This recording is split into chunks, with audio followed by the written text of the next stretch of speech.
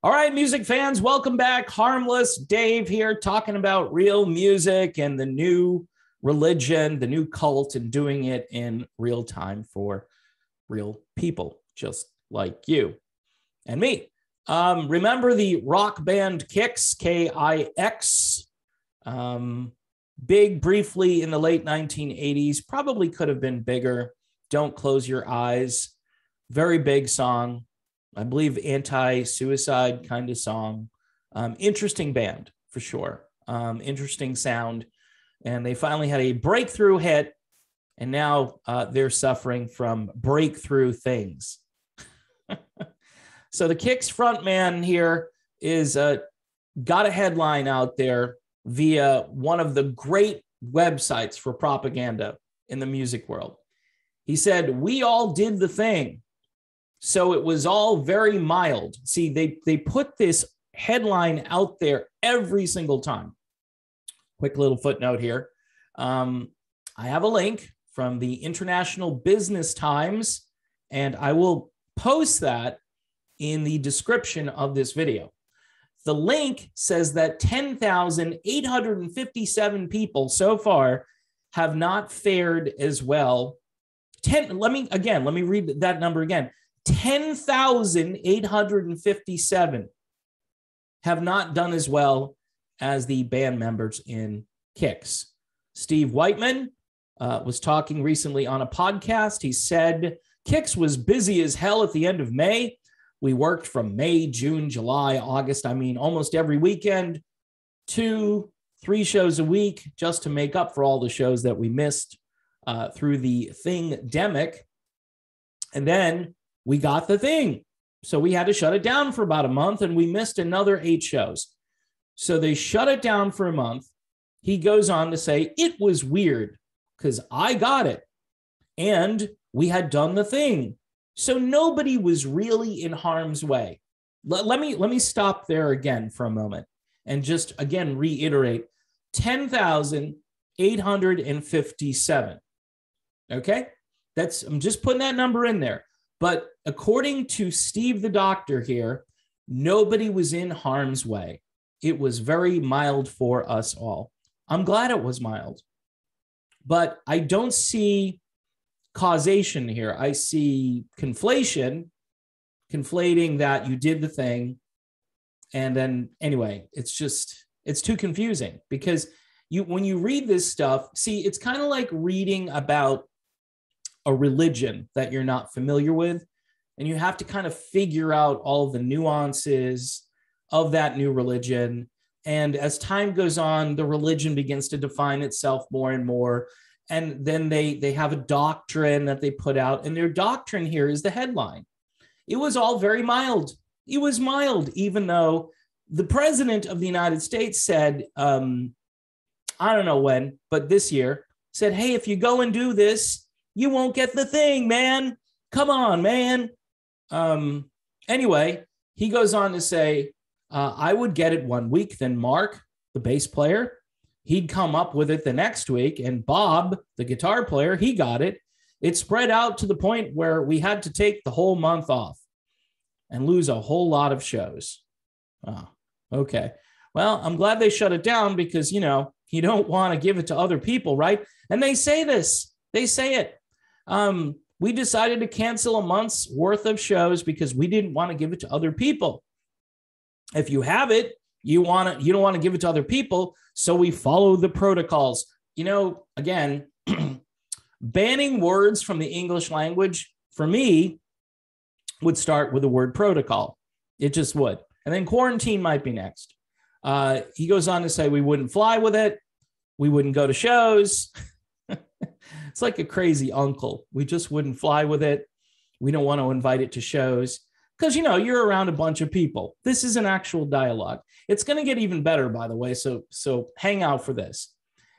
Even if they're not in your band, they're still around you all the time. And we didn't want to, give it to other people.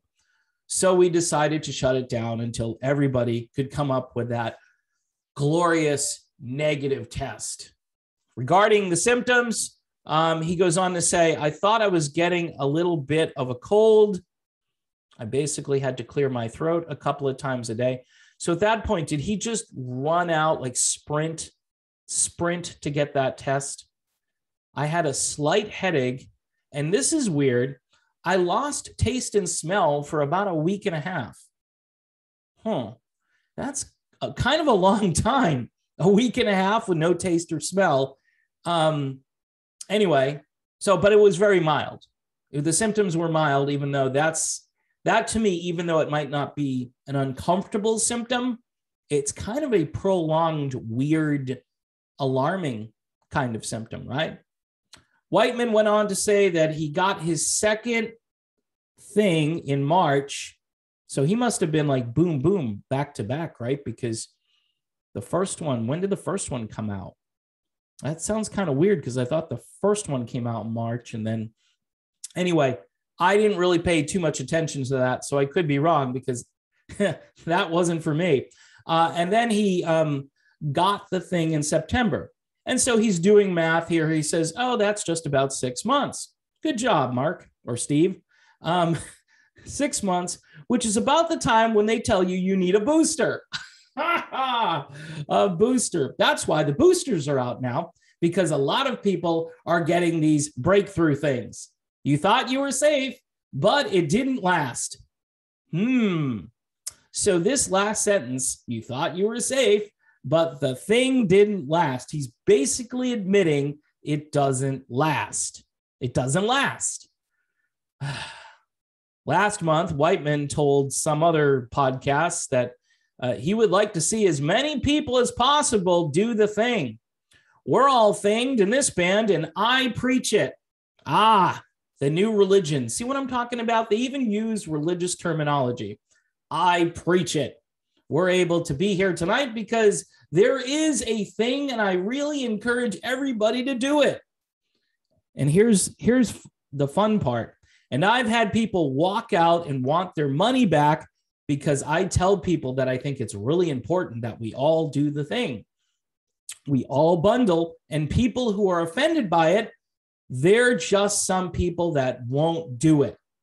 They don't, and this is, again, the most intellectually vapid and incomplete sentence. And because here's the deal, nobody is curious as to why the people might not want to do it. Again, now you've laid out a case as to why people might not want to do it. 6 months and, there are boosters. There are boosters out now. To go get your booster. The new religion says you're going to need boosters all the time. Why? I don't remember anything in our history where you needed a booster in 6 months, which shows you when they say safe and effective, what? For a very brief period of time? So the goal here is to be a pincushion, right? Because that's what you're going to be. Here's the other kicker to this sentence. He says, and they're the ones who are holding everything up. They're the ones, the people who refuse to do this. They're the people who are holding everything up. We keep our distance, he continued. We don't do meet and greets anymore. We go backstage. Traveling, you have to get on a plane. Okay, and how close are you to people on a plane? Seriously. Do you think maybe that's a slightly higher risk place? Oh, but, we wear the medical devices and those things are pretty much foolproof, right? They work 100%. They're fantastic. I am so glad that they're highly recommended. And yeah, who needs a lot of oxygen when you can, just cover up your face? He says, I'm not worried about it because I've done the thing. Again, getting on the airplane, he's not worried about it because he did the thing. But hey, the boosters are here. And if I do get it, I don't think it'll be bad at all. So the whole article it's rather comical. And again, this is about faith. It's not about science. It's about faith. It's about a new religion.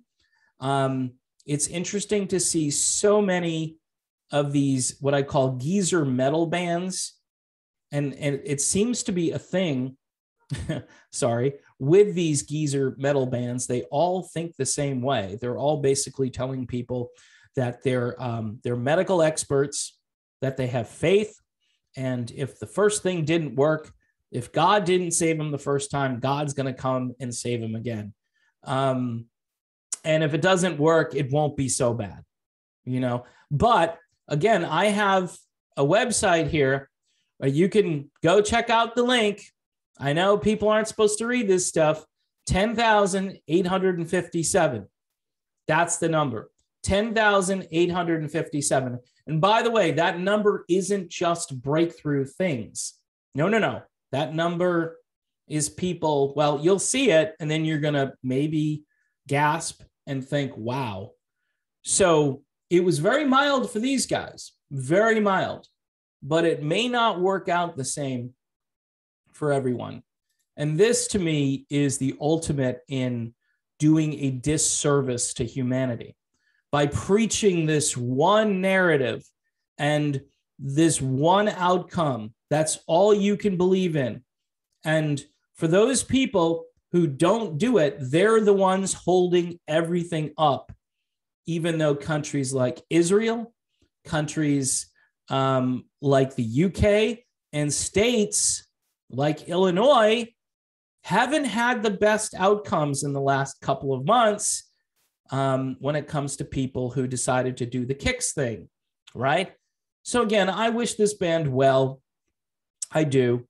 And this is the prevailing viewpoint. So for me to say something like, well, I hope someday they get out of this cult and maybe find real religion, maybe find Christ, because that would be far better than worshiping at the altar of the state, which continues to just divide people, hurt people, force people out of their jobs, force people to do things that, quite honestly, even just a couple of months ago, I thought, nah, they won't go that far. But here we are. Here we are. So in any event, I want to thank everybody who sent me messages after the Stephanie Calvert interview. That was all Stephanie, folks. That was just me letting Stephanie talk. And she's amazing. And I hope she lands on both feet and gets a better gig and becomes a big deal, because she is a very big deal. All right, that's it. Done. See you soon.